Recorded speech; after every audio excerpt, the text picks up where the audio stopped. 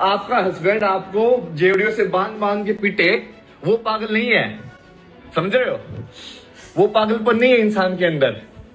But यदि कोई इंसान जोर जोर से बोल रहा है तो वो पागल है। लॉजिक देखो इनका। घरेलू हिंसा के चलते बिखर जाता है बचपन। आईआईटी बाबा अभय सिंह की जिंदगी है उदाहरण। घर में नफरत के बीच जीना होता है मुश्किल।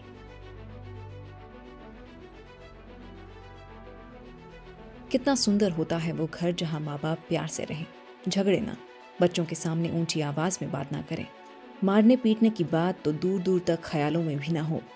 सच में कितने सुंदर होते हैं वो घर। लेकिन हर किसी का नसीब ऐसा नहीं होता कि वो ऐसे परिवार में पले बढ़े।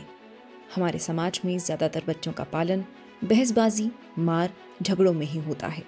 और दुख की बात यह है कि इसे नॉर्मल कह दिया जाता है कि माँ बाप तो झगड़ते ही हैं ना, ये कौन सी नई बात है। माँ बाप का तो हक है गुस्सा करने का, ये कोई कहने की बात है। और इसी नॉर्मल को जब कोई बच्चा नॉर्मल ना मानने की जुर्रत करता है तो समाज उसके खिलाफ हो जाता है। समाज कहता है आंखें बंद करो और माँ बाप चाहे एक दूसरे को मार डालें, लेकिन वो अनदेखा करो, इग्नोर करो। अब बच्चा मैच्योर हो जाता है तब तो वो इग्नोर भी कर ले, लेकिन जब वो छोटा होता है तो उसे समझ नहीं आता कि वो घरेलू हिंसा से कैसे निपटे, इसे क्या समझे। और इन्हीं कंडीशंस की वजह से हमारे समाज को मिलते हैं आईआईटी बाबा जैसे लोग। आईआईटी बाबा इसलिए कह रहे हैं क्योंकि ज्यादातर लोग उन्हें इसी नाम से जानते हैं। उनका असली नाम अभय सिंह है और वो एक ऐसे बचपन से गुजरे हैं जिसमें घरेलू हिंसा शामिल थी। हैरानी की बात यह है कि इन परिस्थितियों के बावजूद वो आईआईटी पहुंचे, जो बेहद कम लोग पहुंच पाते हैं। खैर, सबकी जिंदगी अभय की तरह नहीं होती कि वो मुश्किल परिस्थितियों में भी अव्वल आ जाएं। कुछ इन परिस्थितियों में गुम हो जाते हैं, खुद को खो देते हैं। हालांकि अभय की जिंदगी जैसी चल रही है वो भी कहीं ना कहीं खो जाना ही है। उनके पास जो कुछ भी हो, लेकिन उनके पास परिवार नहीं है। एक ऐसा परिवार जहां आप हमेशा लौट जाना चाहते हैं, चाहे आप कितनी दूर निकल आए हों।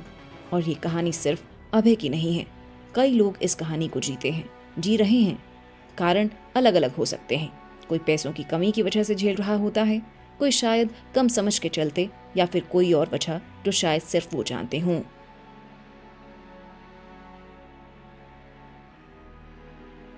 अभय से एक इंटरव्यू के दौरान पूछा गया था कि क्या उनका घर बसाने का मन नहीं करता। इस सवाल पर उन्होंने अपनी मेंटल हेल्थ का जिक्र किया। उन्होंने बताया कि बचपन में वो घरेलू हिंसा के भयानक दौर से गुजरे हैं, इसका असर उनके जीवन पर भी पड़ा। अभय ने कहा कि माँ बाप को ये सोचना चाहिए कि घरेलू हिंसा का बच्चे पर क्या असर पड़ता है। अभय के मुताबिक उसके साथ तो हिंसा नहीं हुई, लेकिन माँ बाप आपस में झगड़ते थे। अभय कहते हैं इसका असर होता है बच्चे पर।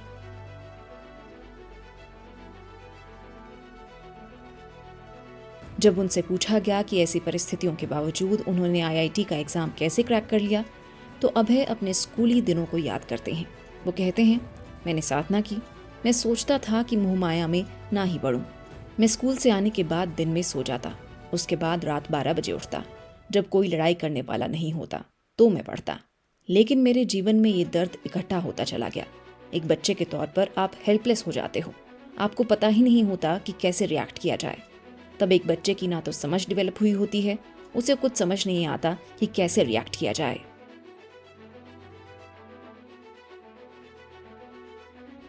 अभय ने कहा कि घरेलू हिंसा देखने के बाद उन्होंने इसी डर से शादी नहीं की। वो कहते हैं, मुझे ऐसा लगता था कि ऐसे ही लड़ाई झगड़ा करना है तो इससे अच्छा है अकेले ही जियो। अभय ने इंटरव्यू में बताया कि उनकी गर्लफ्रेंड भी थी, लेकिन उन्हें पता ही नहीं था कि इसको कैसे निभाया जाए। अभय कहते हैं कि उन्होंने घरेलू हिंसा पर एक फिल्म बनाई और उनकी बचपन की सारी यादें फिर से ताज़ा हो गईं। फिर उन्होंने वो रिश्ता खत्म कर दिया।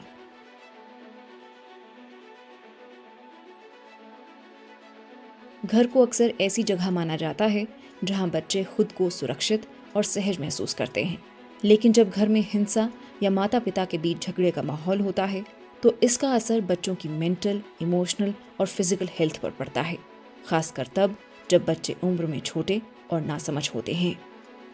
घर में होने वाले लड़ाई झगड़ों की वजह से बच्चों पर क्या असर पड़ता है, इस पर आपकी क्या राय है, कमेंट कर जरूर बताएं।